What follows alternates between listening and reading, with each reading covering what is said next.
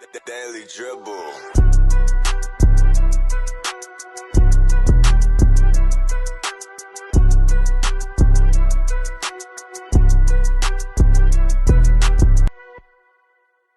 Welcome back to the Daily Dribble podcast, guys. As always, I'm your host, Nick Zammit, here absolutely delighted to be recording the very first installment of our purely focused NBL show. Now, this was an idea I floated by you guys a couple of weeks ago as to whether you'd want to see a secondary episode a week focused purely on the NBL, and it was a resounding response.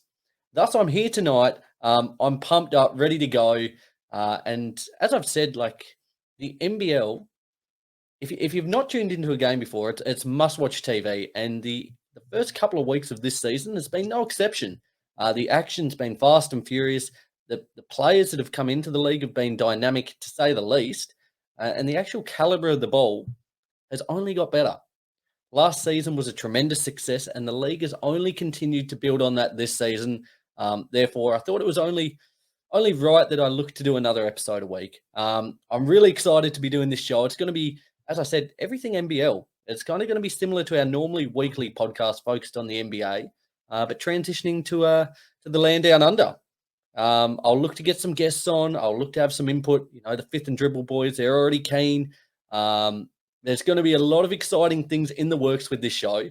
For today's show, though, after just getting back from holiday the other day, today's going to be kind of a quicker, brief introductory episode. I'll quickly rattle through how the first couple of weeks of the season have played out, some of my key takeaways thus far, and then look to build on it for next week. Guys, as always, a big shout out to the Spotlight Sports Network and the cover, helping us with that visibility. Visibility not only in the US of A there, but also in Australia here. So certainly appreciate everything those two entities are doing.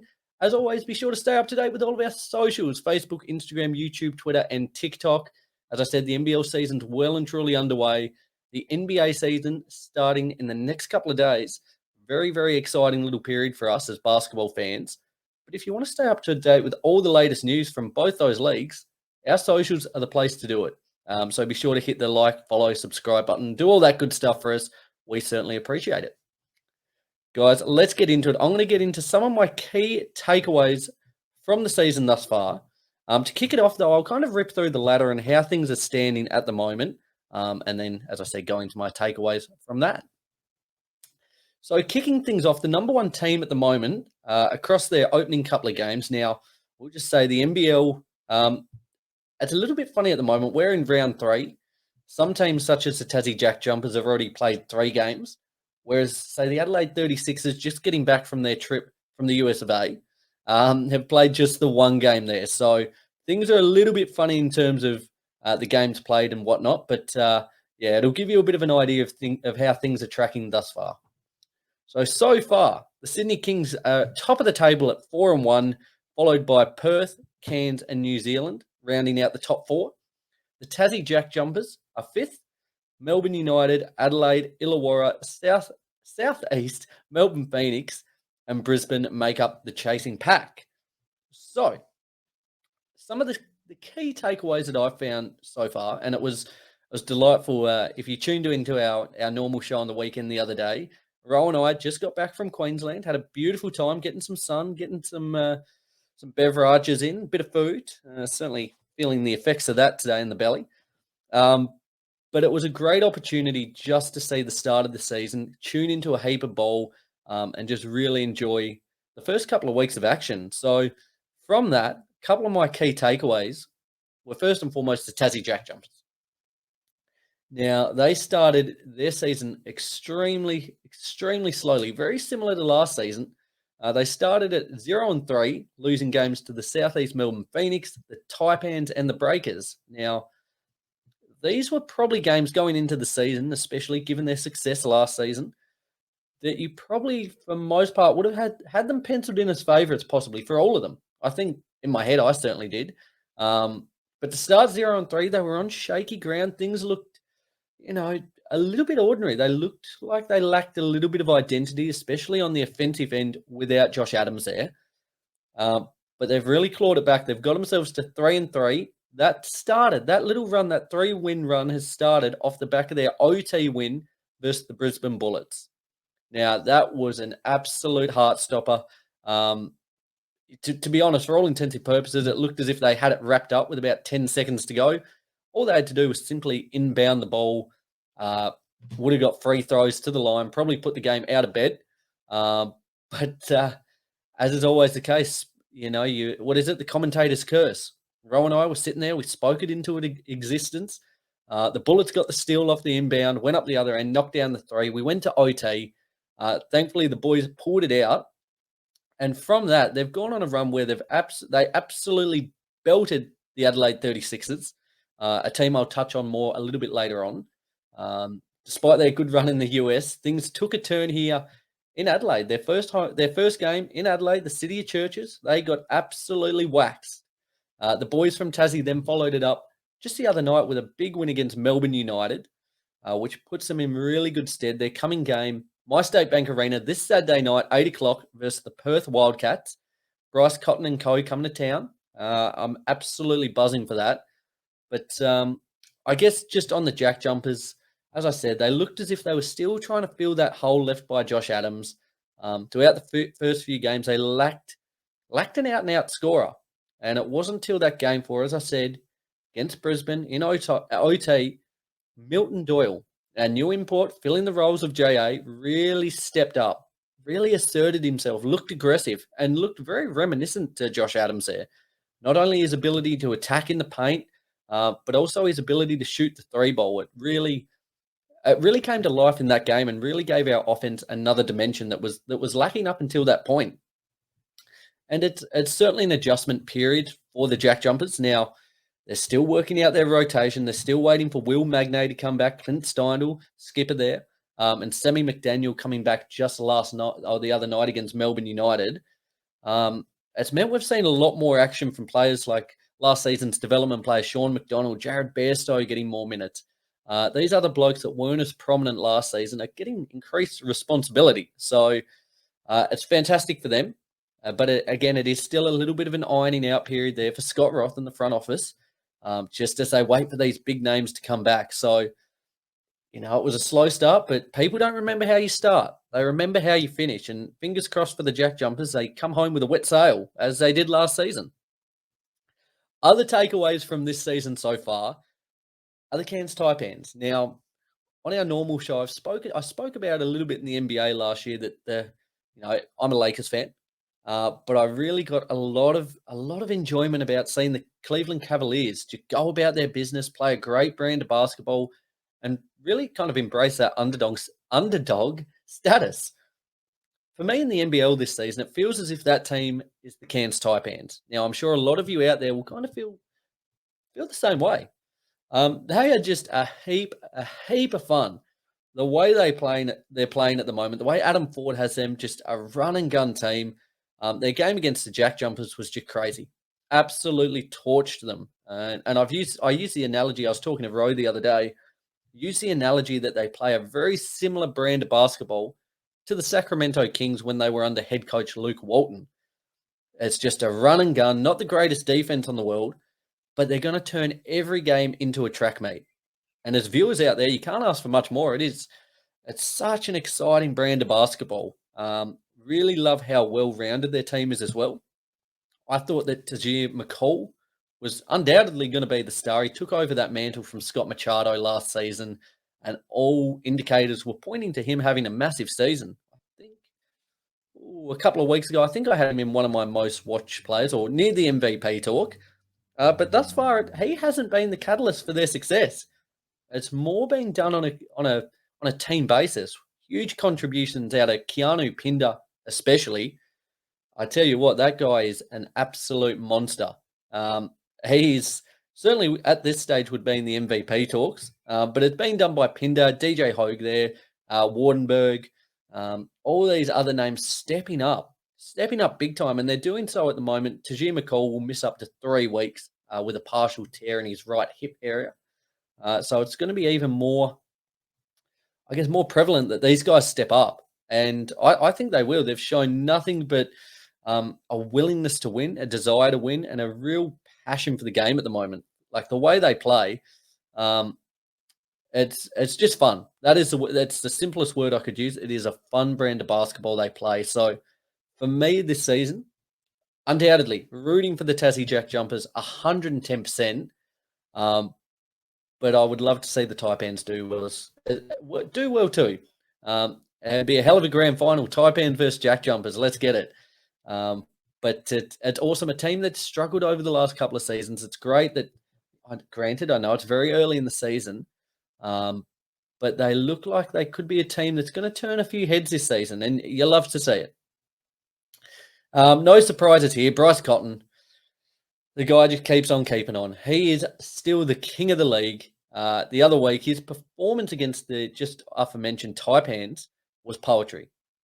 He drew 2 4-point plays, just made it look absolutely effortless. But what I love about, it's probably a point I've mentioned a few times. I speak very highly of Bryce Cotton here on the show.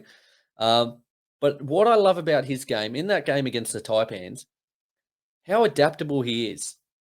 His game, he started with the 3 ball, started hitting the 4-point plays, and the Taipans looked to kind of put him off that, get him off the line, draw him inside, get him in the lane.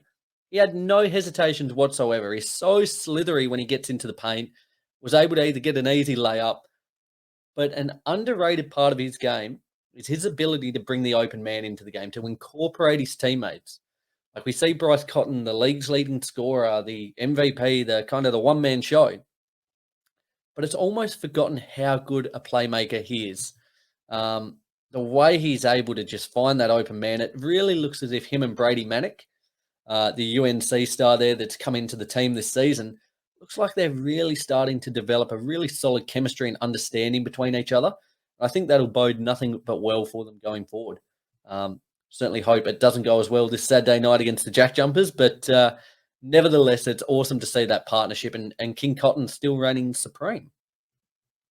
Another interesting point I found, now, as I said, some teams, have played between 2 and 6 games thus far, but every team has lost a game. Now, as a fan of a respective franchise, you might not be stoked to see your team has lost a game at this point. But as an overall fan of the league, it's fantastic. It just shows how deep and how difficult every given night is. There's been a lot of upsets. The New Zealand Breakers have started their season 2-1. As I said, Cairns are 3-1 at the moment. These teams that were anticipated to finish down the bottom end of the table, even in this early stage of the season, are turning heads, it's fantastic as a viewer. It's fantastic for me as a content creator. And it's great for fans out there because their teams are going to be in it for longer. So excellent to see there. As I said, the league is just continuing to improve the quality, and that goes across the board for all these teams. As I said, all 10 teams have improved for sure. Absolutely. So fantastic to see there. Now, a team I didn't want to touch on too much, shout out to the 5th and Dribble boys, the reigning champs, the Sydney Kings, as I said, sit first on the table at the moment at 4-1. I tell you what, I've seen a lot of good basketball so far. I've seen a little bit of bad basketball, and that was their game against Melbourne United a couple of weeks ago. Now, I was really excited. This came off the back of the JackJumpers Bullets game that went to OT. I was buzzing. This was straight on after. I was fired up, had a couple of beers, ready to go, tune into a big game. And it looked as if it was going to be an absolute thriller at quarter time. It was pretty close. At which time I did happen to get dragged to the pool, unfortunately. But when I came back, in the third quarter, it had blown out to a 38-point deficit for Melbourne United. The Sydney Kings ran absolutely rampant, ended up taking their foot off the gas to win by 20 points. But they were well on track for a 50-piece dub there, a little 50-piece nugget meal. And I think it just shows how good they are. Firstly, they are the reigning champs for a reason. But I think credit's got to be given just off the back of this game and the way they've started the season to how well they've replenished their stocks. They lost the MVP, Jalen Adams. They lost Jarrell Martin. They lost I've lost Ian Clark. I tell you what, the plethora of stars they lost, but the job they've done in replenishing them is a credit to them. Derek Walton Jr., Again, another candidate you'd have to think so far for the MVP award. Simon there coming in, DJ Vasiljevic stepping up as well. It's a testament to the organisation, and they are certainly the champs for a reason. But just wanted to make note of that.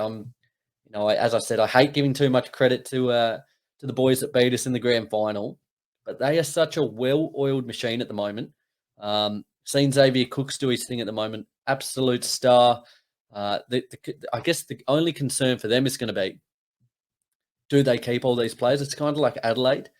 With the caliber of players they've got, will they keep them all for the entirety of the season? If they do, they are going to be a force to be reckoned with, and I wouldn't be surprised to see them double up and get the back-to-back titles there. A team at the opposite end of things, the Brisbane Bullets. Now, they've started a lot of preseason hype surrounded the Bullets from pundits out there. I had more reservations than most. I think I had them 6th or 7th, if memory serves me correct, which it often doesn't. They've started 0-4 to start the season. Very, very underwhelming thus far. They've got plenty of talent. Tyler Johnson in particular, he started the season well. When he catches fire, boy, does he catch fire. That game in particular against the JackJumpers certainly made me aware of that. Aaron Bain, Sobey, they've got the talent there, yet so far it hasn't clicked in the way we thought it would, and many out there. So they're a team I think could possibly turn things around very, very shortly.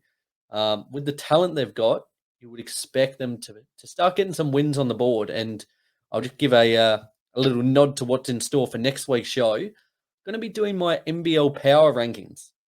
Now, if I were to do them now, without a doubt, they would be last. Number 10, a big old 10 around their name. Bottom of the list, no worries whatsoever.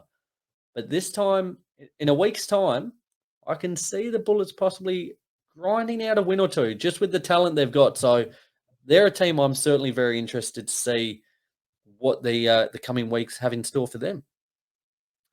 Okay, what I might do, I might just transition there. There's a couple of quick points that I've made that have stood out to me thus far in the season. I just want to, before we end today's quick little introductory episode, speak to the success of the Adelaide 36ers in their trip to the US. Now, it's kind of baffling the way that, I guess, the timing of it for them. I know the NBA season, their preseason, but doing it just as the NBL season's tipping off was almost a bit of a gamble. Had injuries, plagued them, everything of the kind. It really would have put a bit of a dampener and a bit of a halt on their start to this season in the NBL. But it paid off dividends. They had 2 games facing the Phoenix Suns and the OKC Thunder. Game 1, they beat the Phoenix Suns in one of the most ridiculous games I can recall. To be honest, I've not seen a 3-point shooting display like that before in my life. Some of the deep bombs that were taking place was just, it almost had to be seen to be believed. They won that game 134 to 124. As I said, if you haven't already seen the highlights of this game, I implore you to look them up, just so I can speak a little more justice as to what I'm saying. They went a phenomenal 24 from 43 from 3, shooting 56% from behind the arc. Massive contributions. Robert Franks, 32 points, 7 rebounds, 3 assists. Mitch McCarron with 4 points, 9 rebounds, 16 assists, and 3 steals. Just a shout out to McCarron there. His passing ability, I reckon if you lined up the best passers within the NBL, he would be number 1 by a country mile. His vision, his ability, the behind-the-head pass, the no-look passes, he is something to be believed at the minute. And the Adelaide 36ers skipper there, I tell you what, he is a man in form at the moment. Even the other night in their loss to the JackJumpers, he was kind of one of the shining lights for them. So if you want to kind of watch, I guess, almost a Chris Paul equivalent in the NBL, McCarron would be your man.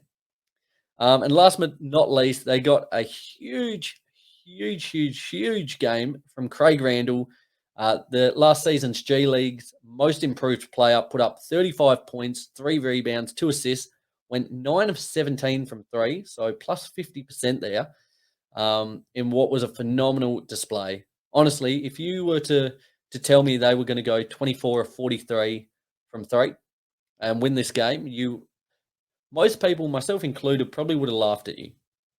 But in a team that's so star-studded, that dominated the Western Conference over the last couple of years, despite not winning a title, stars like Devin Booker, Chris Paul, these worldwide names, the Adelaide 36ers really put them to the sword.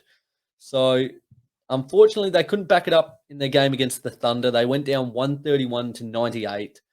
Couldn't replicate that three-point shooting barrage in the first game.